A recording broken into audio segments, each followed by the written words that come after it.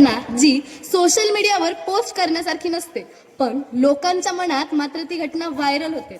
अहो, तीच चूक, तीच घटना जिच्यामुळं तुम्हाला कुठंतरी लपून बसावं की काय असं वाटतं आणि इतरांना मात्र ती एंटरटेनमेंट असते. आता बाहेरच्या ठिकाणी जर एखादा व्यक्ती पडली तर ती आधी बघते की कुठं लागलं तर नाही ना, आणि आपल्याकडं जर एखादा माणूस पडला तर तो आधी काय बघतो की कुणी पाहिलं तर नाही ना. आणि असं सगळं असताना अशी झाली माझी फजिती या विषयावर इथं येऊन तुमच्या सर्वांसमोर हा विषय मांडणं आणि स्वतःची झालेली फजिती सांगणं म्हणजे कसं वाटत असेल ना मला. पण जाऊ द्या, मला एवढंही काही बोलायला वाटत नाहीये, कारण मला माहितीये फजिती काय माझ्या एकटीची नाही झालेली, तर इथं बसलेल्या प्रत्येकाची कधी ना कधी एकदा तरी फजिती झालीच असणार. आणि माझी काय फजिती एकदा नाही झाली तर खूप वेळा झाली. त्यामुळं आज मला तुमच्या समोर सांगण्यासाठी खूप काय आहे. आता मी तुम्हाला माझ्या लहानपणच्या प्रसंगापासून सुरुवात करते. फार गमतीदार प्रसंग आहे. मी छोटी होते, नुकतीच ती ढकलायची गाडी नसते का, लहान मुलं खेळतात, ती चालवायला शिकले होते. सगळ्या घरात नुसतं इकडून तिकडं फिरायचे. एके दिवशी की नाही घरी काय झालं, पाहुणे आले होते. मला काय सुचलं कोणास ठाऊक, मी गाडी घेतली आणि अशी एंट्री मारली हॉलमध्ये. बरं, एंट्री मारली तर मारली की मग गाडी तरी थांबावी. अहो, कशाचं काय, गाडी गेली थेट पाहुण्यांच्या पायावर. पाहुण्यांच्या पायावरून जाऊन इकडून तिकडून फिरत फिरत थेट किचन मध्ये आणि खाली असलेल्या माठाला जाऊन माझी गाडी धडकली. धाडकन आवाज झाला, माठ फुटला, मी एकीकडं, माझी गाडी एकीकडं, आणि विनाकारण माझी आंघोळ मात्र झाली होती. मित्रांनो, आता पाहुण्यांना मात्र पोट धरून धरून हसायला मिळालं, पण मला काय, माझी मात्र फजिती झाली होती. आता असाच अजून एक प्रसंग सांगते. मी तेव्हा हैदराबादला फिरायला गेले होते माझ्या फॅमिली बरोबर. तिथं की नाही एक मोठं स्नो पार्क होतं. त्या स्नो पार्क मध्ये मी गेले. तिथं पप्पांना माहिती होतं की मी सारखी की नाही, मी इकडं तिकडे गेले की हरवतच असते. त्यामुळं पप्पांनी मला आधीच सांगितलं होतं, हे बघ आर्या, जर कुठं हरवलीस की नाही तर इथं येऊन थांब. असं एका ठिकाणाकडे बोट करत मला पप्पांनी दाखवलं. मी म्हणाले, काय हो पप्पा, आता मी काय छोटी आहे का, आता मी चौथीला गेलीये. चौथीचा प्रसंग होता ना. मग मी म्हणाले, चौथीला गेलीये, मी काय छोटी का रडायला आणि हरवायला. असं म्हंटले. खरं आत गेले, इकडून तिकडं मस्त मज्जा बघत होते. आणि बघता बघता काय झालं, मी असा हात पकडलेला होता पप्पांचा आणि मागं वळून पप्पांना काहीतरी प्रश्न विचारायला मागं वळाले. तोच पाहिलं की मी ज्या व्यक्तीचा हात धरून इतक्या वेळा चालले होते, ती व्यक्ती माझे पप्पा नसून एक दुसराच कोणीतरी माणूस होता. म्हणजे झालं, आता काय करायचं मला तर काही सुचेना. मी लागले रडायला. बरं, थोड्या वेळाने स्वतःला जरा सावरलं आणि पप्पांनी जिथं सांगितलं तिथं जाऊन उभी राहिले. 5 मिनिटं झाले, 10 मिनिटं झाले, 15 मिनिटं झाले, पप्पा काय आलेच नाहीत. मग काय, मी अजून मोठमोठ्याने रडायला लागले. आता एक छोटीशी मुलगी रडतीये म्हटल्यावर जरा गर्दी वगैरे गोळा झाली. तिथं बाहेरून आलेले लोक होते, कुणी वेगळ्याच भाषेत बोलत होतं. मला मात्र काही समजत नव्हतं, पण एक मराठी बोलणारा माणूस होता. त्यावरून मी अंदाज लावला की बाकी सगळेजण काय बोलत असतील. बाळा, तुझं नाव काय, तू कुठून आलीस, तुझे आई वडील कुठे आहेत. पण त्यांचे प्रश्न ऐकून तर मला आणखीच रडू येत होतं. मी अजून जोर जोरात रडायला लागले. तेवढ्यात अचानक गर्दीतून मला पप्पा येताना दिसले. पप्पांना पाहिल्याबरोबर मी धावत पप्पांकडे जाऊन पप्पांना मिठी मारली. आता पप्पा सापडले खरे, पण त्या पार्क मध्ये असेपर्यंत मला असं झालं होतं की मी कुठं तोंड लपवून चालू, कारण सगळ्यांनी माझं रडकं तोंड आणि रडका आवाज ऐकला होता. अशी तर माझी फजिती झाली. आता म्हणतात की नाही, लहान मुलं फार जिज्ञासू असतात, क्युरियोसिटी असते त्यांच्यात, त्यांना खूप वेगवेगळे प्रश्न पडतात. आता मी की नाही, मला अजूनच विचित्र प्रश्न पडतात. मला एकदा प्रश्न पडला. आता प्रश्न आहे का, आपण ज्याप्रमाणे स्ट्रॉनं काही तोंडाने पिऊ शकतो, तर स्ट्रॉ नाकात घातला तर काय होईल. आता काय होणार, प्रश्न पडल्याबरोबर स्ट्रॉ घेतला, कुंकू घेतलं, आता समोर दिसलं म्हणून टाकला कुंकवात स्ट्रॉ, नाकात घातला आणि ओढलं जोरात. काय व्हायचं म्हणून काय विचारताय, व्हायचं तेच झालं. सगळं कुंकू गेलं नाकात, तोंडात गेलं आणि मला जोराचा ठसका लागला. इकडं तिकडे ठसका घेऊन फिरत होते. तेवढ्यात आई आली. तिला वाटलं मी कुठंतरी धडपडले आणि माझ्या नाकातून रक्तच येतंय. बापरे बाप, ती तर फार घाबरली. तिने माझा चेहरा वगैरे धुतला आणि नंतर जेव्हा तिला कळालं की मी कुठं धडपडली नाही, हा माझा एक प्रयोग होता आणि ते रक्त नसून कुंकू होतं, तेव्हा मात्र तिने मला एक जोराचा धपाटा ठेवून दिला आणि सांगितलं, परत जर असले काही प्रयोग केलेस ना तर बघ. तेव्हापासून मला एक कळालंय, कोणती गोष्ट करायच्या आधी की नाही विचार करायला हवा. आता स्ट्रॉ आठवला म्हणून एक आठवलं की स्ट्रॉने आपण एखादं ज्यूस वगैरे पितो, तसं चहा पिता येईल का? आता बघा काय विचार केलता. घेतला स्ट्रॉ, टाकला चहा आणि पिला. गरम चहा स्ट्रॉने पिला. सगळा घसा लाल लाल झालता. तेव्हापासून काय असले कुटाने केले नाही. पण एवढ्या सगळ्या ह्याच्यातून मला एक मात्र कळालंय, कोणतीही गोष्ट अति करायची नाही. म्हणजेच कसं, अति विचार केल्यामुळे असे चित्र विचित्र प्रश्न पडतात आणि ते मी अंमलात आणते आणि मग अशी माझी काहीतरी फजिती होते. म्हणूनच कोण्या एका शहाण्या व्यक्तीनं म्हटलंय, न कश्चित यती सर्वस्य हित स्यात न चाहित अतिमान परित्यज्य मीत कार्य समाचरेत. म्हणजेच काय तर कोणतीही गोष्ट हितकारक किंवा अहितकारक नसते. प्रत्येक गोष्टीचा वापर हा प्रमाणात आणि प्रत्येक कार्य हे मर्यादित करायला हवं. अगदी अभ्यासही हा थोडासाच करायचा, जास्त करायचा नाही. घरी जाऊन आईला सांगा असा श्लोक आणि अभ्यास कमी करत जा. तर सांगायचा उद्देश एवढाच की आपली कितीही मोठी फजिती झाली तरी त्या क्षणी हसायला शिका. कारण फजिती ही आपल्या आयुष्यातील एका मसाल्यासारखी असते. त्याच्यामुळंच आपल्या आयुष्याला एक वेगळा रंग येतो आणि फजितीशिवाय आपलं आयुष्य कंटाळवाणं आहे. त्यामुळं अशीच फजिती होत राहू द्या आणि फजितीला आपल्या आयुष्यात जागा द्या आणि त्या क्षणी हसायला शिका. Thank you and enjoy your life.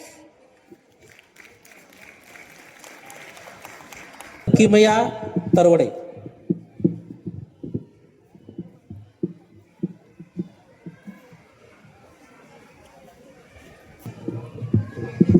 नुसतीच मिरवली शान आणि बस फजिती झाली. एक चूक झाली इतकी आणि धम्मालच तेथे रंगली.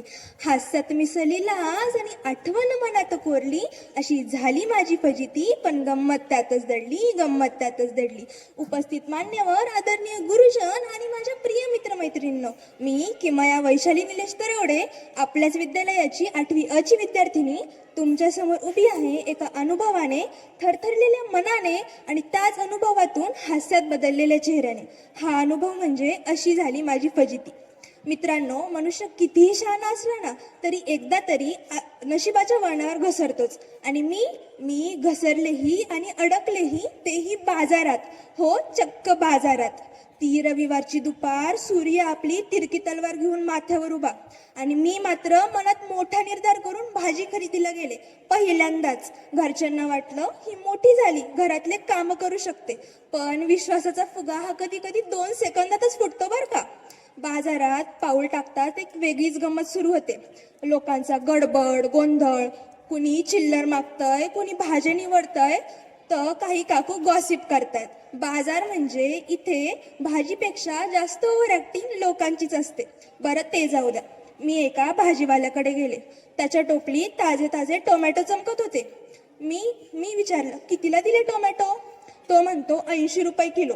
आणि इथे मी माझा शहाणपणा दाखवून मोठ्या थाटात म्हणलं, ओ 50 ने द्या. तो भाजीवाला एक कटाक्ष टाकून जणू म्हणतोय, ही मोलभाव करते की मस्करी, हिचं वय काय, ही बोलते किती. पण खरी फजिती तर यानंतर सुरू झाली. मी जोरात पैसे काढण्यासाठी बॅग उघडली आणि पाहते तर काय, बॅगेतून एक पावाचं स्लाईस, चॉकलेटचा कव्हर आणि एक रुमाल खाली पडला. भाजीवाला, शेजारच्या काकू आणि रांगेतले लोक सगळेच माझ्याकडे पाहत होते. एक बाई तर मागून ओरडते, अगं ही बॅग आहे की घरात ते डस्टबिन? आणि मी इथे मात्र त्या पावाच्या स्लाईसवरच वितळून जाईल की काय, अशी माझी अवस्था झाली. मी कसं बसं नाईलाजाने त्या भाजीवाल्याला म्हणलं, काका पैसे घरीच राहिल्या वाटतं. आणि तेथून ज्या वेगाने निघाले ते घरीच येऊन थांबले. माझी टायटॅनिक सारखी बुडालेली प्रतिष्ठा घेऊन मी घरी पोहोचले. मनात राग, लाज आणि स्वतःवरच हसू होतं. पण त्यावेळेस मनात एक विचार चमकून गेला. फजिती म्हणजे पराभव नाही, तर फजिती म्हणजे स्वतःला हलकं करण्याची संधी. जग हसतंय, आपणही हसूया. जग हसतंय, आपणही हसूया. कारण जो स्वतःवर हसू शकतो तोच खरं आयुष्य जगतो. मित्रांनो, आपल्या प्रत्येकाच्या आयुष्यात अशा अनेक फजित्या येणार. कधी रस्त्यावर, कधी बाजारात, तर कधी अगदी लोकांसमोर. पण आपण पडलो तरी चालेल, पण उठताना मात्र चेहऱ्यावर हसू आणि मनात एक धडा हवा. आणि गंमत म्हणजे त्या क्षणानं मला एक गोष्ट मात्र शिकवली. चूक करून दिसणं म्हणजे लाज नाही, तर चूक करून शिकणं हा अभिमान आहे. इथं बसलेल्या प्रत्येकाच्या आयुष्यात अशी एखादी तरी घटना घडलेलीच असणार. कधी वर्गात उत्तर सांगताना अडखळतो, तर कधी प्रकल्प सांगताना वायरच उलटी लागते, आणि कधी तर नाव सांगताना शब्दच चुकतो. पण आयुष्य परफेक्ट असतंच असं नाही. पण फजिती आपल्या आयुष्यात एक मजेदार ट्विस्ट देऊन जाते मित्रांनो. आणि चूक झाल्यावर हसायला शिका, कारण ज्याच्यात स्वतःवर हसण्याची क्षमता असते तो दुसऱ्याच्या हसण्याला कधीच घाबरत नाही. आणि शेवटी एवढंच, आपण पडतो तेव्हा जग हसतं आणि उठतो तेव्हा जग थबकतं. आणि म्हणूनच फजिती कधीही लाजीची नसते. फजिती पुढच्या पावलाची तयारी असते. धन्यवाद.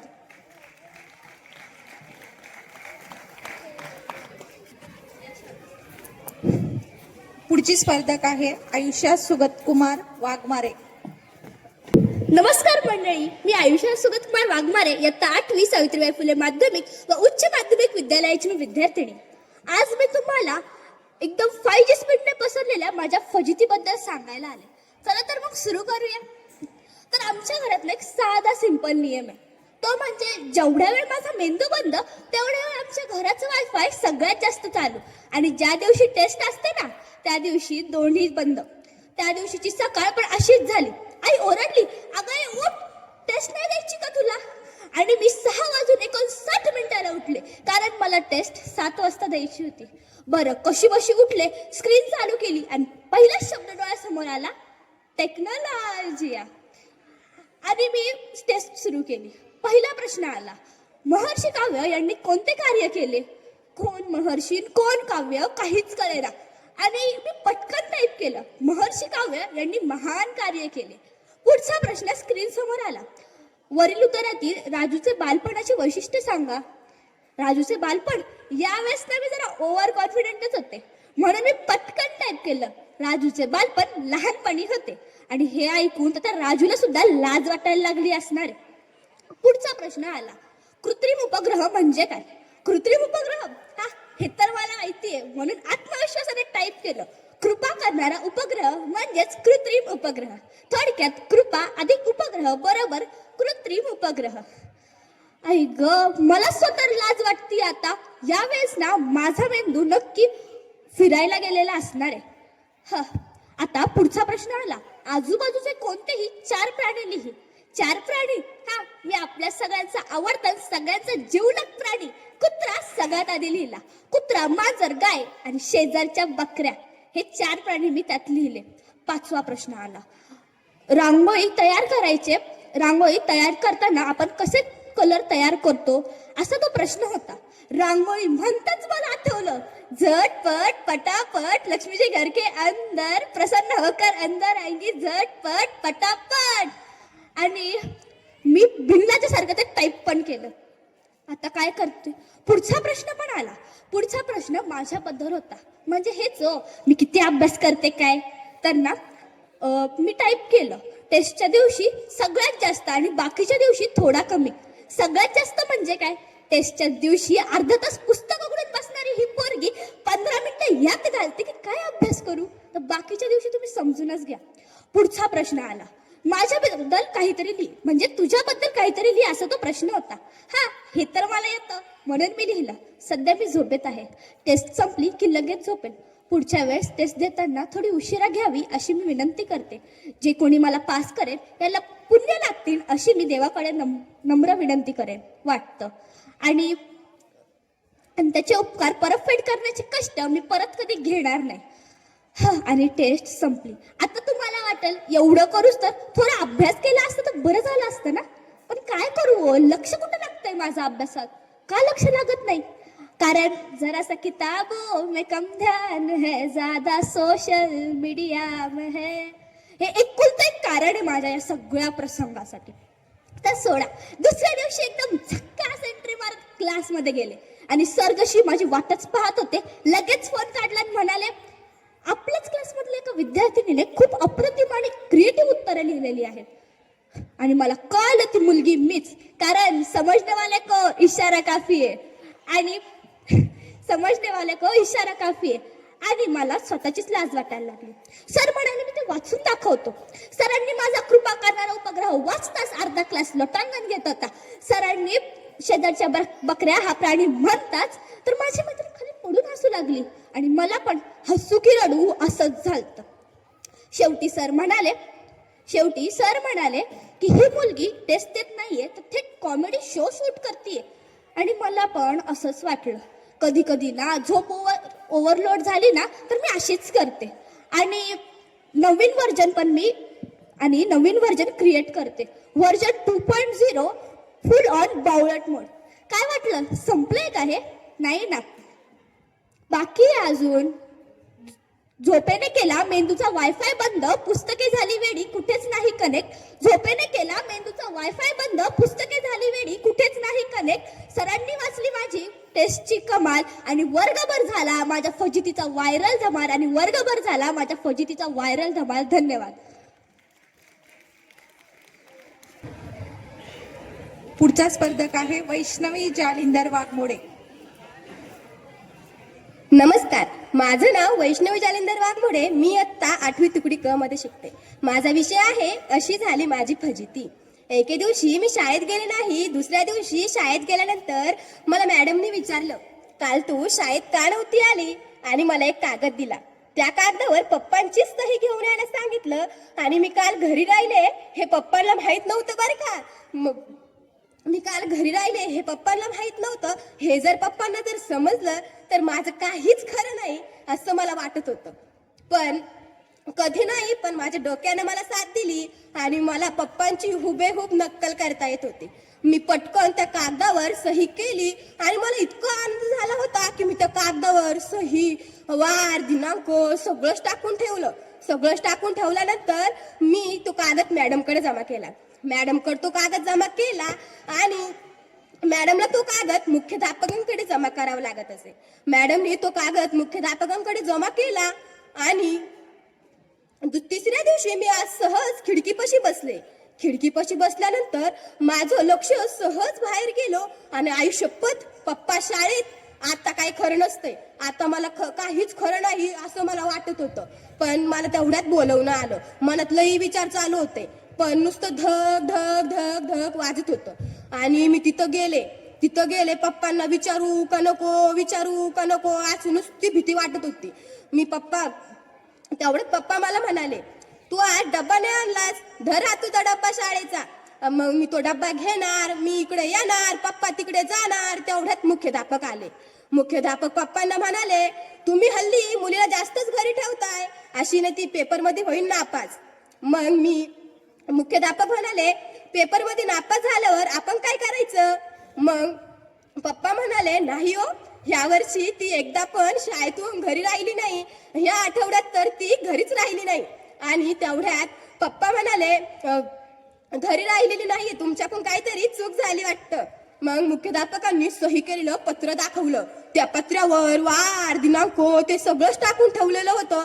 मी आनंदाच्या भरात ते वार, दिनांक, कालचीच तारीख बघून पप्पांनी माझ्याकडे रागाने बघितल्यानंतर मला असं वाटलं आता माझं काहीच खरं नसतंय, आता माझं काही खरं नाही, मला असं वाटतच होतं.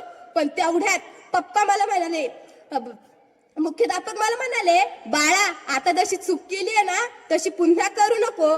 मी हो म्हणाले. आणि पप्पा देखील मला म्हणाले, आता जशी चूक केली ना तशी पुन्हा करू नको. जर तुला सही लागतच असेल तर माझी घे, मी नक्कल करू नको. मी पण हो म्हणाले. याचं तात्पर्य एवढंच की तुम्हाला जर सही लागतच असेल तर पप्पांचीच घ्या आणि पप्पांचीच सही घ्या आणि नाहीतर माझ्यासारखं होईल. अशी झाली माझी फजिती. धन्यवाद किंवा आभार हा शब्द मी वापरणार नाही, कारण धन्यवादात वाद आहे, आभारात भार आहे. त्यामुळे तुम्हा सर्वांचे मनपूर्वक थँक्यू.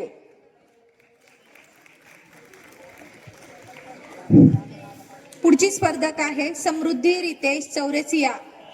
हर्ष मानसी हिरवळ दाटे चोहीकडे, श्रावण मासी हर्ष मानसी हिरवळ दाटे चोहीकडे, क्षणात येती सरसर शिरवे, क्षणात फिरुनी ऊन पडे.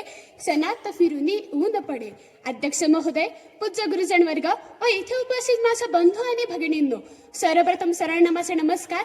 मी समृद्धी रितेश चौरसिया. आज मी माझ्या एका अशा सोबतीबद्दल बोलायला आली आहे जो सोबती माझ्यासोबत दररोज असतो. जो सोबती तो कधीही माझ्या नावाने मला हाक मारत नाही. तो सोबती तो कधीही कोणाकडेच काय माझ्याकडेही काहीच मागत नाही. तो सोबती तो कोणाकडे काहीही तक्रार करत नाही, पण जगण्यासाठी आवश्यक असणारा श्वास मात्र अखंड देत असतो. तो सोबती म्हणजे निसर्ग. होय मित्रांनो, निसर्ग हा फक्त हिरवागार देखावा नसून तो शांती आहे, शक्ती आहे आणि ऊर्जा आहे आणि सर्वात महत्वाचं म्हणजे आपल्या जिवंताचा भक्कम आधार आहे. निसर्ग आपल्याला हवा देतो, पाणी देतो, अन्न देतो, पण कधी विचार केला आपण त्याच्या बदली त्याला काय देतो? देतो तर फक्त आणि फक्त तोडफोड, प्लास्टिक आणि प्रदूषण. जणू निसर्ग आपला सोबती नाही, शत्रूच बनला आहे. अहो किती फुलावर हक्क सांगतात जन्मदाती झाडं. अहो किती फुलावर हक्क सांगतात जन्मदाती झाडं, आणि वातावारा वसूल करतो का दर महिन्याचं भाडं.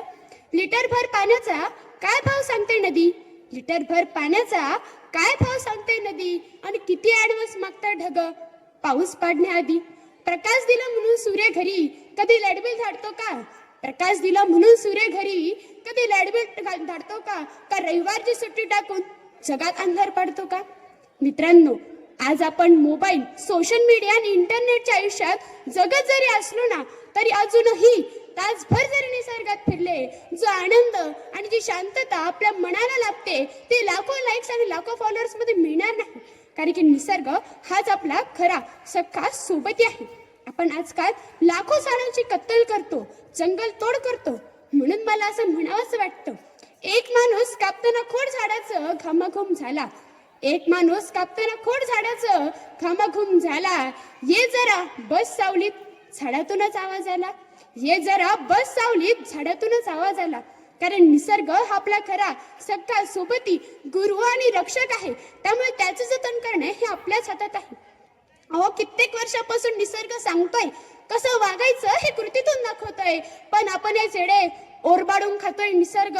आपणच खुळे. कधी कळेल हो आपल्याला, आपल्यामुळे निसर्ग नाही हो, निसर्गामुळे आपण आहोत. त्यामुळे निसर्गाचे जतन करा. पण दुर्दैवाची गोष्ट म्हणजे आज आपला सख्खा सोबती निसर्ग मानवामुळेच कुठे ना कुठे जखमी होत आहे.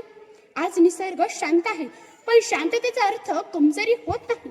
कारण ज्वालामुखी ही वर्षानुवर्ष शांत असते, पण जेव्हा भडकते तेव्हा इतिहास बदलतो.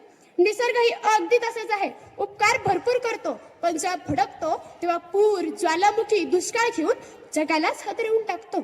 लक्षात ठेवा, घराची संपत्ती ही बँकेमध्ये ठेवता येते, घराची संपत्ती ही बँकेमध्ये ठेवता येते, पण निसर्गाची संपत्ती ही त्यांच्या पानांमध्ये, फुलांमध्ये आणि झाडांमध्येच असते. त्यामुळे त्याचे रक्षण करणे म्हणजेच आपले भविष्याचे रक्षण करणे होय. म्हणूनच वृक्षवल्ली आंबासरे वनचरे हे बोलण्यातूनच नव्हे तर वागण्यातूनही दिसले पाहिजे. कारण एक झाड म्हातारपणाच्या काठीपासून ते स्मशानभूमीच्या चितेच्या लाकडापर्यंत लाकूड पुरत असतो, तरी आपण झाडाची कत्तल करतो. लक्षात ठेवा, एक दिवस नक्की असं येईल की आज शाळेच्या दप्तराऐवजी ऑक्सिजनचे सिलेंडर हे पाठीवर घेऊन फिरावे लागतील. कारण माणूस हा इतका काही स्वार्थी प्राणी आहे, तो स्वतःच्या गरजांसाठी निसर्गाची हेळसाळ करतो, निसर्गाला हानी पोचवतो, झाडे तोडतो आणि त्याच तोडलेल्या झाडाच्या पाण्यावर लिहितो की झाडे लावा, झाडे जगवा आणि निसर्ग वाचवा. केवढी ही शौकांतिका म्हणावी. म्हणूनच निसर्गाला एक सोबती म्हणून स्वीकारा, ना की वस्तू म्हणून. निसर्गाची कदर करा. म्हणूनच जाता जाता मी एवढेच म्हणेल, निसर्ग हसला तरच माणूस हसेल, निसर्ग हसला तरच माणूस हसेल, निसर्ग वाचला तरच पृथ्वी वाचेल.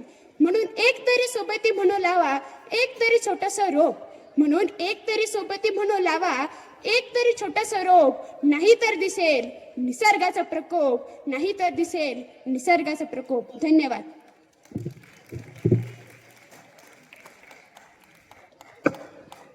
पुढची स्पर्धक आहे आरोही सुनील भिंगारदे. कि ऐसी वैसी ना समझो कि यूं ही बहल जाऊंगी, कि ऐसी वैसी ना समझो कि यूं ही बहल जाऊंगी. इस देश की बेटी हूँ तो शब्दों में खिल जाऊंगी, इस देश की बेटी हूँ तो शब्दों में खिल जाऊंगी. नमस्कार, मी आरोही सुनील भिंगारदे, इयत्ता 9वी. आज मी तुमच्या समोर एक विषय मांडणार आहे. स्त्रियांवरील अत्याचार एक गंभीर समस्या. आज आपण 21व्या शतकात जगतोय. विज्ञान युगाचे पाईक आहोत. नुकताच आपण भारताचा 79वा स्वातंत्र्य दिन साजरा केला आहे. कसं छान वाटतंय ना? हो, पण 79वा स्वातंत्र्य दिन साजरा करूनही स्त्रियांवरील अत्याचार थांबले गेले नाही. ही एक मोठी शोकांतिका आहे. अत्याचार हे ग्रामीण भागातील स्त्रियांवर होतात, शहरी भागातील स्त्रियांवर होतात. गरीब व दलित वस्तीवरील अत्याचाराचे प्रकार वेगळे आणि हाय क्लास सोसायटी मधील अत्याचाराच्या रीती वेगळ्या. पण अत्याचार हा अत्याचारच असतो. कौटुंबिक हिंसाचारामध्ये हुंडाबळी असेल, बलात्कार असेल, पिळवणूक असेल, शोषण असेल, असे अनेक प्रकार असतात. पण शोषण आणि शोषित हे स्त्रियांचेच केले जाते. बारकाईने विचार केला तर या अत्याचाराला जबाबदारी ही पुरुष प्रधान संस्कृतीच आहे. जन्माला येण्या अगोदरच इथं मारण्याचा प्रयत्न केला जातो आणि जन्मानंतरही त्यांना वेदनेने भरलेले आयुष्य जगावे लागते. विचार करणारी गोष्ट आहे.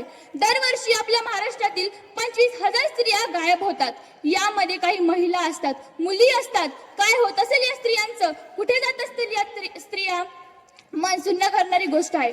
महाभारतातील द्रौपदीला दुःशासनाच्या अत्याचाराला सामोरं जावं लागलं. रामायणामधील सीतेची अपहरण रावणाने केले आणि कुंतीच्या वाटेला सुद्धा दुःख आले. थोडक्यात सांगायचं म्हणलं तर प्राचीन काळापासून स्त्रिया उपेक्षा, बलात्कार, अत्याचार सोसत आल्या आहेत. म्हणूनच मला म्हणायचे वाटते, मैं रही राधा कभी मीरा कभी सीता रही मैं, उर्मिला भी रुक्मणी भी मैं अहिल्या ही रही हूँ.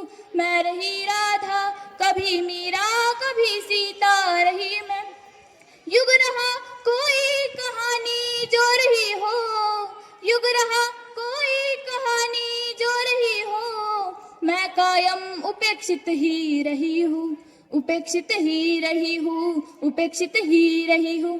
आजचा विचार केला तर मुलींना बाहेर जायचं म्हणलं की घाणेरड्या इशाऱ्यांना सामोरं जावं लागतं. घाणेरडे टॉन्ट मारले जातात. ते टॉन्ट ऐकून न ऐकल्यासारखे करून पुढे जावं लागतं. तिला कधी विहिरीत टाकलं गेलं तर कधी ऍसिड मध्ये जाऊन मारलं, कधी तिला विहिरीत टाकलं गेलं तर कधी तिला ऍसिड मध्ये जाऊन मारलं, कधी तिला ठेचवून मारलं तर कधी तिला पेटवून दिलं, कधी तिला ठेचवून मारलं तर कधी तिला पेटवून दिलं. म्हणूनच तर मी म्हणते, कधी बदलणार वृत्ती तुमची, कधी बदलणार विचार, कधी बदलणार वृत्ती तुमची, कधी बदलणार विचार, आणि किती दिवस होत राहणार ती वासनेची शिकार, आणि किती दिवस होत राहणार ती वासनेची शिकार. आई, बहीण, पत्नी, मुलगी तुमच्याशी जुळलेली नाती, आई, बहीण, पत्नी, मुलगी तुमच्याशी जुळलेली नाती क्षणिक वासनेच्या सुखासाठी ही सारीच विसरत गेली, क्षणिक वासनेच्या सुखासाठी ही सारीच विसरत गेली. कधी थांबणार तुमचा पुरुषी अत्याचार, आणि किती दिवस होत राहणार ती वासनेची शिकार, आणि किती दिवस होत राहणार ती वासनेची शिकार. म्हणूनच स्त्रियांवरील अत्याचार ही एक गंभीर समस्या झाली आहे. यावर नुसते कायदे करून चालणार नाही, तर कायद्याची कठोर अंमलबजावणी केली पाहिजे. वेळोवेळी स्त्रियांना आपले स्वतःचे संरक्षण करता आले पाहिजे.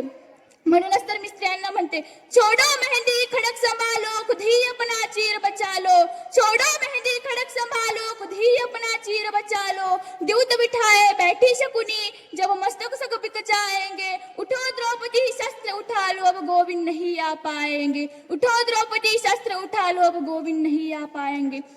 म्हणूनच मी माझ्या बहिणींना सांगू इच्छिते की समाजात वावरत असताना आपल्या अंगावर नैतिकतेचे कवच असायला हवे. ते कवच म्हणजे काय तर समोरच्या व्यक्तीने आपल्याला पाहिल्यानंतर त्याच्या मनात विकार निर्माण होतील अशी आपली देहबोली असू नये, असा आपला पोशाख असू नये, अशी आपली वाचा असू नये, अशी आपली नजर असू नये. म्हणूनच मी म्हणते, जल कर जब जोहर ज्वाला अपनाई तो खिड़जी को औकात दिखा गई ये चूड़िया, यदि नारी सजग होकर अपनी शक्ति नहीं पहचानेगी तो वो आगे नहीं बढ़ेगी, कोई कृष्ण नहीं आ पाएंगे. सरकारलाही माझी विनंती आहे की त्यांनी लाडकी बहीण योजना देण्याऐवजी सुरक्षित बहीण योजना द्यावी, जेणेकरून माझ्या बहिणी सुरक्षित राहतील. धन्यवाद.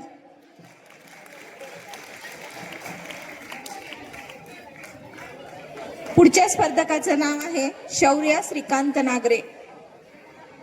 माननीय उपस्थित मान्यवर, आदरणीय गुरुजन आणि माझ्या प्रिय मित्रमैत्रिणींनो, आपल्या सर्वांना माझे नमस्कार. आज मी ज्या विषयावर बोलणार आहे तो विषय आहे स्त्रियांवरील अत्याचार, एक गंभीर समस्या. खरं तर आपल्या समाजामध्ये एक गोष्ट फार मजेशीर आहे. स्त्री घरात असेल तर तिला देवी म्हणतात, आणि ती स्त्री जर का घराबाहेर पडली तर त्या देवीला लोक त्रास देतात. मंदिरात नमस्कार आणि रस्त्यावर छेडछाड, हा दुटप्पीपणा अजून किती दिवस चालणार. आपला भारत देश चंद्रयान पाठवतो, नवीन तंत्रज्ञान विकसित करतो, पण विचारांनी मात्र अजूनही पृथ्वीभोवतीच फिरतो. त्याला कळत नाही की स्त्री कमकुवत नसते, तर तीच एक शक्तीचे रूप आहे. छत्रपती शिवरायांनी शाहिस्तेखानाची बोटे छाटली हा प्रसंग सर्वांनाच माहित आहे. ज्यावेळेस शाहिस्तेखानाची बोटे छाटली त्यावेळेस शाहिस्तेखान धावत होता, पळत होता. तितका त्याच्याकडे तशी एक बहीण जाते आणि त्याला म्हणते हुजूर हुजूर गलत हो गया और नरादम सिवा मेरे बेटी को उठा कर ले गया. त्यावर शाहिस्तेखान तिला म्हणतो, चुप कर पगली, ए सिवा किसी की उंगली काट सकता है, ए सिवा किसी की उंगली काट सकता है, ए सिवा किसी की गर्दन मार सकता है, पर ए सिवा कभी किसी औरत या लड़की पर हाथ नहीं डाल सकता. इतका विश्वास एका शत्रूला देखील होता. परंतु त्या शिवरायांच्या महाराष्ट्रातील सध्याची परिस्थिती तशी राहिलेली नाहीये. मुलीबाई ह्या खरंच सुरक्षित आहेत का आपल्या महाराष्ट्रात? तर उत्तर असेल नाही. वैष्णवी सारखी मुलगी सासरच्या अन्यायाला कंटाळून आत्महत्या करते, तर दुसरीकडे नुकतीच घडलेली घटना म्हणजे 3 वर्षाच्या यज्ञा नावाच्या मुलीवर अत्याचार होतो. किती गोड होती ना ती यज्ञा, जणू कोमल कळीस. फुलासारखी खुलण्या अवदर कसा घेतला त्या राक्षसाने तिचा बळी. स्त्री म्हणून जन्माला आली यात तिची काय चूक झाली. इतका गोड चेहरा ठेचण्याची त्या नरधमाची हिंमतच कशी रे झाली. अरे बलात्कारातील बस सुद्धा माहीत नव्हता रे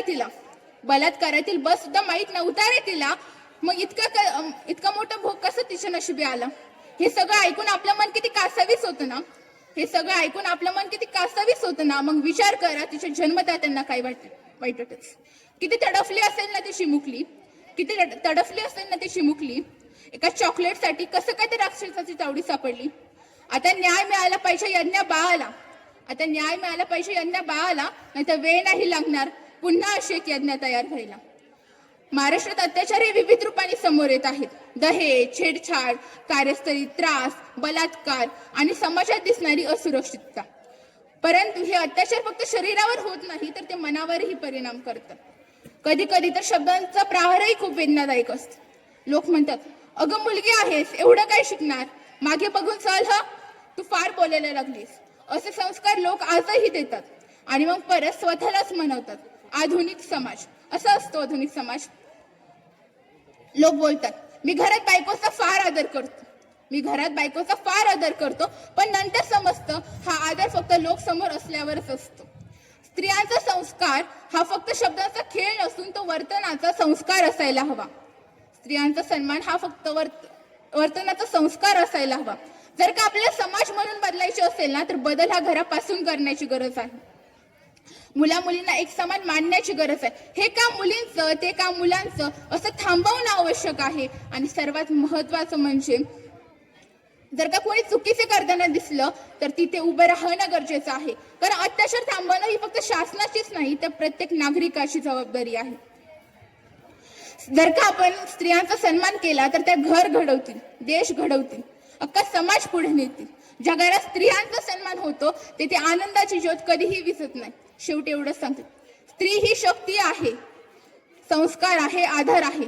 तिला दाबून नव्हे तर उभे राहून समाज बनतो. चला आपण एक संकल्प करूया, स्त्रियांना मान राखूया, त्यांचा आदर करूया, संरक्षण करूया आणि अत्याचाराविरुद्ध एक नव्याने आवाज उठवूया. धन्यवाद. जय शिवराय, जय महाराष्ट्र. धन्यवाद. आता फक्त 3 स्पर्धक राहिले बघा. 3 स्पर्धक नंतर स्पर्धा संपणार आहे. आमोली पाचकर इयत्ता 9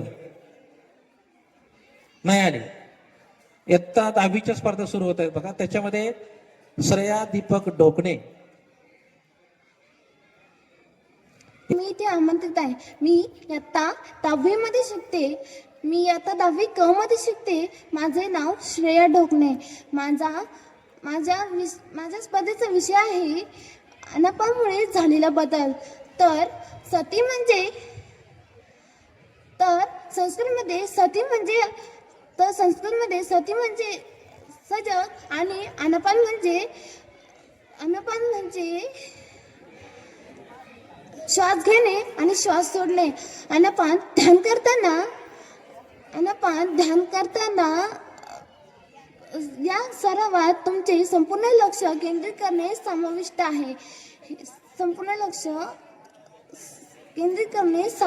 आहे. हे जेव्हा आपला श्वास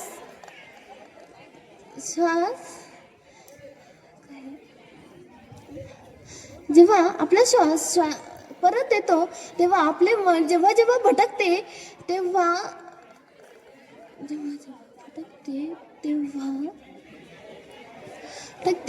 तेव्हा हळूपणे आपले लक्ष केंद्रित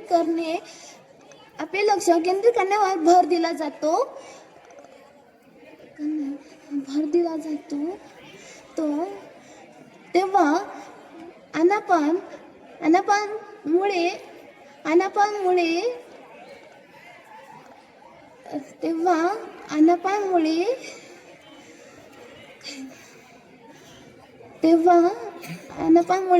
मेंदूवर परिणाम करणाऱ्या किशोरवयीन मुलांमध्ये संज्ञानात्मक, भावनिक आणि सामाजिक घटक वाढविण्यासाठी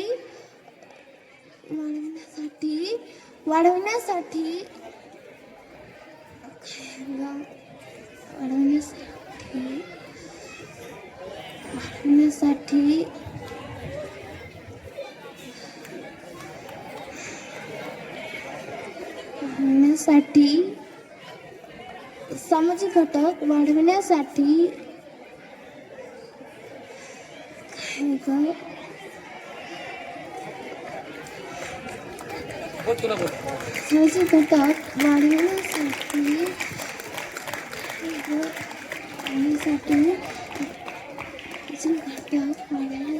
असू दे. अत्यंत सुंदर प्रयत्न केला. टाळ्या वाजवा त्याच्याकरता. खूप छान. तर संधी देऊ आपण नंतर. त्यानंतरची स्पर्धक आहे युगंधरा सोनवणे.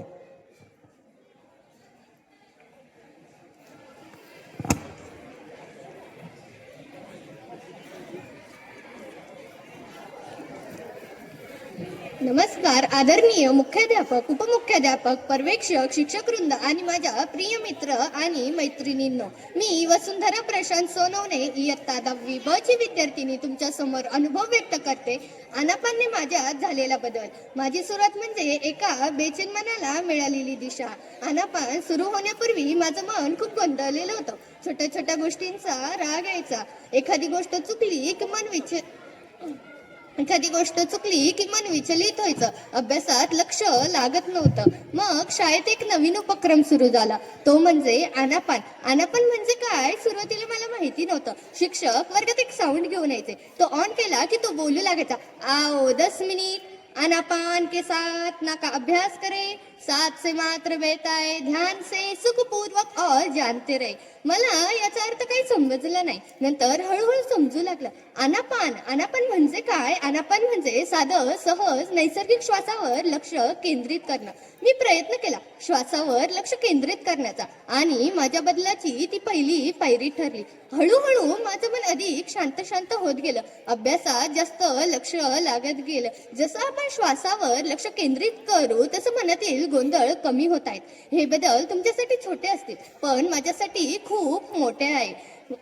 पूर्वी माझा स्वतःवर कमी विश्वास होता. एखादी नवी गोष्ट करायची म्हटली की भीती वाटायची. मी नाही करू शकत. पण आनापानच्या सवयीने मला आतल्या आवाजाशी जोडलं. हळूहळू माझं मन मला सांगू लागलं, हो तू करू शकतेस. एकदा प्रयत्न तर करून बघ. तुला ते जमणारच आहे आणि ते तुला आता जमलंय. आता माझा स्वतःवर खूप आत्मविश्वास आहे. आता एखादी गोष्ट चुकली तर मी स्वतःच्या मनाला दोष नाही देत, तर शिकण्याची एक नवी संधी मानते. आनापान शिकण्याची एक संधी मानते. माझी शांतता, माझा आनंद मी आतून तयार करू शकते. हे एक मला मेडिटेशनने शिकवलं. आनापान म्हणजे फार मोठी पद्धत नाही. न मंत्र ना कल्पना ना विषय जागा, फक्त स्वतःच्या श्वासावर नीट लक्ष केंद्रित करणं.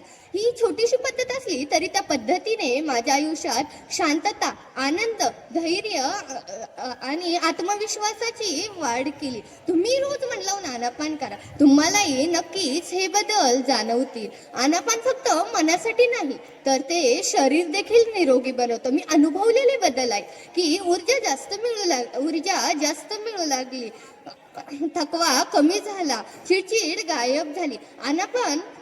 आनापान फक्त आपलं मन शांत ठेवत नाही तर शरीर देखील निरोगी बनवतं. ज्यावेळेस आपलं मन शांत असतं त्यावेळेस आपलं शरीर आपोआप निरोगी बनतं. आनापाने मला एक गोष्ट शिकवली, खरी शांतता ही बाहेर नाही तर ती आपल्या मनातच असते. ती खेचून आणायची नसते तर ती उघड करायची असते. आज या स्टेजवर निर्भयपणे बोलतीये मी. आज या स्टेजवर आत्मविश्वासाने बोलतेय मी. आज आत्मविश्वासाने इथे उभी मी. याचं कारण म्हणजे आनापानने दिलेली मानसिक ताकद.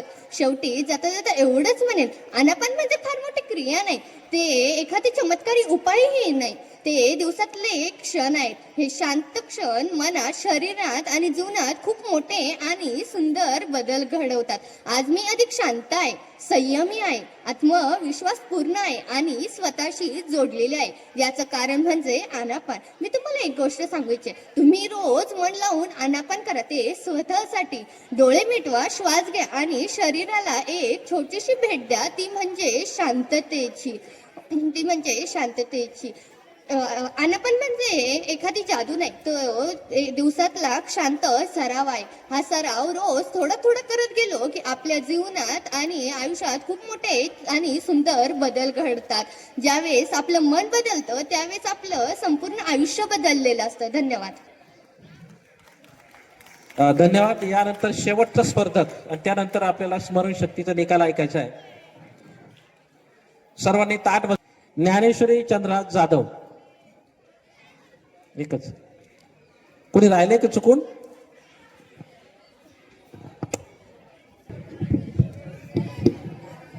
नमस्कार, मी ज्ञानेश्वरी चंद्रहास जाधव, या विद्यालयाच्या प्रांगणातील मी विद्यार्थिनी. आजच्या या वक्तृत्व स्पर्धेनिमित्त मी तुमच्यासमोर विषय मांडते, रील लाईफ आणि रिअल लाईफ. आपण फोटोसाठी जगतो, क्षणासाठी नाही. आपण हसतो कॅमेऱ्यासाठी, मनासाठी नाही. आपण दाखवतो कोण आहोत, पण आपण विसरतो आपण खरंच कोण आहोत. आज मी तुम्हाला एक साधा पण मनाला भिडणारा प्रश्न विचारू इच्छिते. आपण जगतो ते आयुष्य खरंच आपलं आहे का, की फक्त दिसणारं आयुष्य? आज आपण एका अशा जगात जगत आहोत जिथे दोन जग एकत्र आले आहेत. एक रील लाईफचं जे मोबाईलच्या स्क्रीन मध्ये आहे, दुसरं रिअल लाईफचं जे आपल्या मनात आणि वास्तवात आहे. रील लाईफ म्हणजे फिल्टर्स, एडिटिंग आणि परफेक्ट असणारे जग, जिथं सगळं काही सुंदर, आकर्षित, चमकदार असतं. कोणी डान्स रील बनवते तर कोणी ट्रेंड फॉलो करते. समझने वालों को इशारा ही काफी है. ज्यूस पिला दो, मौसम्बी का. समजलं का तुले? बिबट्या म्हणतेत मले. लेवल तो सबके निकलेंगे, लेकिन निकलेंगे उसी के वो खड़ा रहेगा. आणि हा, तो आता कोणता आलाय? तो लक्ष्मीचा. झटपट पटापट लक्ष्मी जी घर के अंदर प्रसन्न होके अंदर आएगी. झटपट पटापट. ये आप कभी भी निकाल सकते, जैसे कि birthday party, new year function, Deepawali, Dussehra, कभी भी निकालो, टूटेगा नहीं. बीवी को मारो, टूटेगा नहीं. रांगोळी वाया घालवायची नाही, सासूबाई आपल्यावर चिडते. पण जरा विचार करा, जेव्हा आपण मोबाईलची स्क्रीन बंद करतो तेव्हा आपल्यासमोर उभं राहतं ते रिअल लाईफचं जग. रिअल लाईफ काही सेकंदाची असते, पण रिअल लाईफ म्हणजे प्रत्येक क्षण जगण्याची एक वेगळीच कला असते. रिअल लाईफमध्ये एकदम सगळं परफेक्ट असतं, पण रिअल लाईफमध्ये चुकाही असतात आणि त्याच चुका आपल्याला शिकवतात. इथेच मला आठवतो नटसम्राट गणपतराव बेलवलकर, रंगमंचाचा सम्राट. त्यानं खूप अभिनय केला. राजा, भिकारी, संत, देव, दानव सगळं काही झाला तो. रंगमंचावरच्या टाळ्यांचा गजर, प्रकाश ज्योत, प्रसिद्धी. पण पडदा पडला आणि प्रकाश विझला तेव्हा त्याला जाणवलं की अभिनय संपला, आता सुरू झालंय ते खरं आयुष्य. नटसम्राटचं हे वाक्य आजच्या काळासाठी संदेश आहे. रिअल लाईफमध्ये आपण अभिनय करतो, पण रिअल लाईफमध्ये आपण स्वतःला शोधतो. रंगमंचावरची भूमिका काही तासांची असते, पण आयुष्याची भूमिका मात्र आयुष्यभर निभावावी लागते. रील आणि रिअल यांच्यातला फरक फक्त मोबाईल पुरता नाही, तर तो आपल्याला वास्तवातही दिसतो. जाहिरातींमध्ये, चित्रपटामध्ये आपल्याला शेतकरी दाखवला जातो, हसतमुख, हिरव्या शेतावर उभा, आनंदी, ट्रॅक्टरवर बसलेला, आनंदी आणि समृद्ध. पण वास्तव वेगळं आहे. त्याचं खरं आयुष्य तर रील सारखं आहे का? त्याचं खरं आयुष्य तर रील सारखं नाही. त्याला आजही त्याच्या पिकाला भाव मिळत नाही. कधी पाऊस दाखवत येतो, कधी महापूर येतो, ढगफुटी होते, आणि तरी तो पुन्हा पुन्हा उभा राहतो, कारण त्याचं आयुष्य रील नाही, रिअल आहे. दररोज जमिनीशी झुंजतो, कर्जाशी लढतो आणि आपल्यासाठी अन्न उगवतो. रीलमध्ये त्याचं जीवन सोन्यासारखं दाखवलं जातं, पण रिअल लाईफमध्ये तो त्याच्या शेतात सोनं उगवतो. त्याला खूप संकटांना सामोरे जावं लागतं. आणि अजून एक मला आठवतं, लक्ष्मीकांत बेर्डे, मराठी चित्रपट सृष्टीचे हृदय सम्राट, म्हणजे आपल्या सर्वांचे लाडके लक्ष्मीकांत बेर्डे. पडद्यावर ते दिसले की थिएटरमध्ये हशा थांबत नसे. पण तुम्हाला माहिती का, त्यांच्या रिअल लाईफमध्ये त्यांना कॅन्सर सारखा आजार होता. पण त्यांचं असं म्हणणं होतं की माझं काम लोकांना हसवणं नाही, रडवणं नाही. मित्रांनो, रिअल लाईफमध्ये आपण दाखवतो की मी किती आनंदी आहे, पण रिअल लाईफमध्ये आपण शोधतो की मी खरंच आनंदी आहे का. नटसम्राटच्या शेवटी गणपतराव म्हणतात, अभिनय संपलाय आता, पण जीवनाचा रंगमंच अजूनही सुरूच आहे. मित्रांनो, आपलं जीवन असंच आहे. फरक इतकाच की आपण रीलमध्ये जगायचं की रिअलमध्ये. रिअल लाईफ सुंदर आहे पण ती क्षणभंगूर आहे. रिअल लाईफ कठीण आहे पण तीच खरी सुंदर आहे. चला तर मित्रांनो, रील्स बघू पण रिअल जगू, अभिनय करू पण माणुसकी जपू. कारण पडदा खाली आल्यावर लोक कलाकार विसरतात पण माणूस मात्र लक्षात राहतो. शेवटी रील नाही रिअल बना, रील नाही रिअल बना. धन्यवाद. अत्यंत छान. सर्व स्पर्धक या ठिकाणी संपलेले आहेत.